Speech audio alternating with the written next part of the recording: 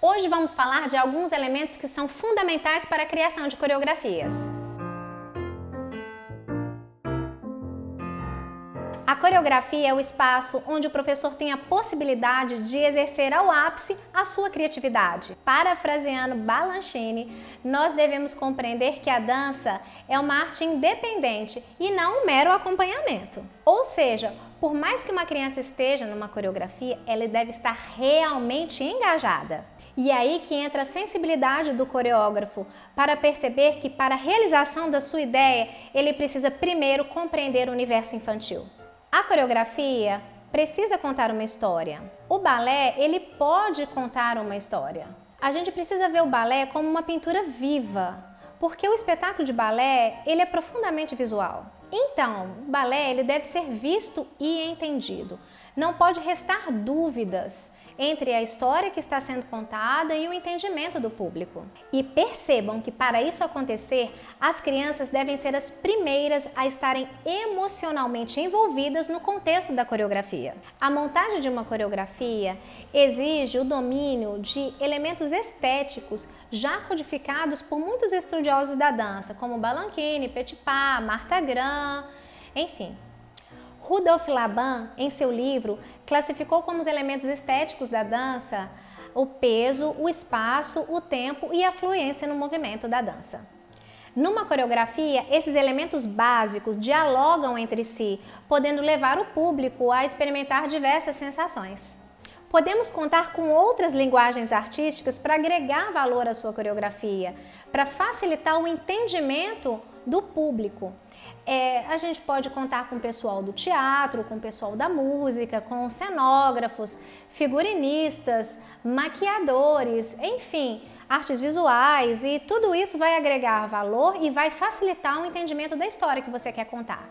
Como o Faro retratou no seu livro Dicionário do Balé e da Dança, a coreografia ela pode ser feita de forma independente ou então ela pode participar de uma obra maior, compor uma ópera ou também compor um teatro, enfim. Agora, falando especificamente de montagens de coreografias infantis, vou contar um pouco sobre minha experiência.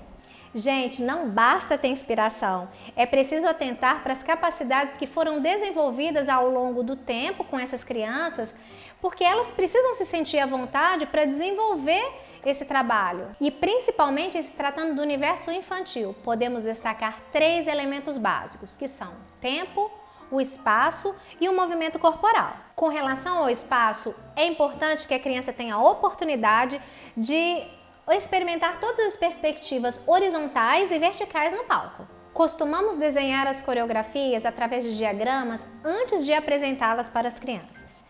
E a gente presta muita atenção que uma coreografia ela não precisa ser complexa, ela basta ser criativa e é isso que vai fazer toda a diferença no seu trabalho. Aqui no nosso balé, nós evitamos fazer rodas. Quando o professor coloca uma roda, dá a impressão que não tinha nada para colocar, um espaço vazio e colocou a roda. A menos, é claro, que a roda faça parte do contexto da sua história. As filas também podem ser evitadas, porque elas não oferecem uma ampla visão da criança no palco. E posterior a isso, você vai receber algumas reclamações dos pais, porque eles não conseguiram ver a criança. E o tempo é tão pouco, né, que fica no palco. É muito importante que as crianças sejam evidenciadas de forma igual. Então vamos lá, começaremos pela escolha das músicas.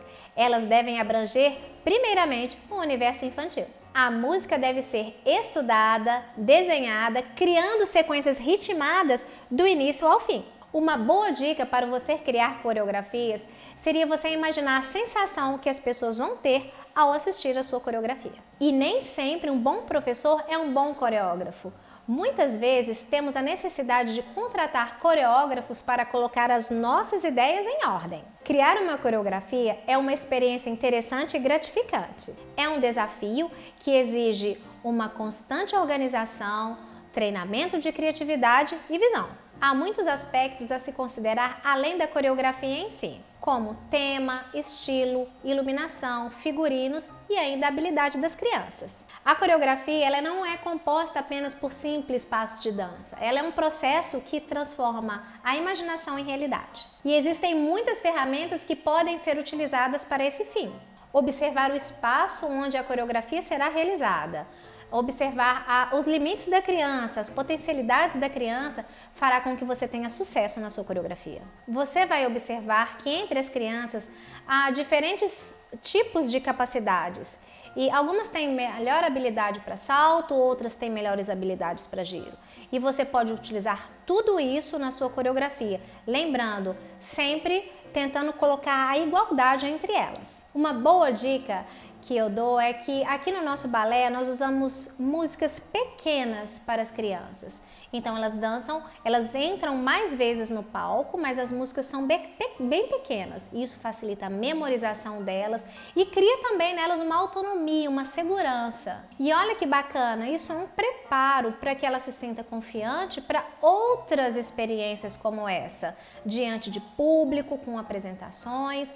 E assim, a vida inteira ela vai ter essas experiências de ter que falar em público e ter que se apresentar em público. E olha, essa segurança que a criança adquire aos poucos, enquanto criança, ela leva para a vida adulta. E olha que bacana, essa segurança, essa autonomia de estar memorizando a coreografia e desenvolvendo, elas incorporaram a coreografia. Isso faz com que não haja necessidade de que nossas professoras entrem no palco junto com as nossas crianças. Além de músicas curtas, a gente também usa músicas que tenham batidas ritmadas e que despertem um interesse nelas. Músicas com letras infantis, músicas que mexam com o universo infantil. É importante fazermos uma boa seleção musical de acordo com o estilo da coreografia a ser montada, mas sempre atentando para a boa aceitação das crianças. Músicas com batidas mais marcadas despertam nas crianças aquela sensação de força, então elas têm uma presença melhor de palco, elas têm uma consciência corporal melhor naquele momento ali, elas ficam mais empolgadas. Acredito que esse tipo de música, ele aumente a vontade de dançar das crianças que são mais agitadas por si só e também instigam as crianças mais calmas a terem uma precisão melhor sobre os passos e a ter mais vontade de se expressar. Agora, se queremos que as crianças expressem para o público mais leveza, mais delicadeza, optamos por músicas mais melodiosas. Olha que interessante essa questão da escolha musical. Através dela, a gente pode decidir qual estado de humor que a gente vai despertar no nosso público. E esse estado de humor é que vai categorizar a emoção das crianças que estão dançando e do público em geral. Espero que tenham gostado das dicas. Coloquem em prática e depois me contem. Um abraço e até mais!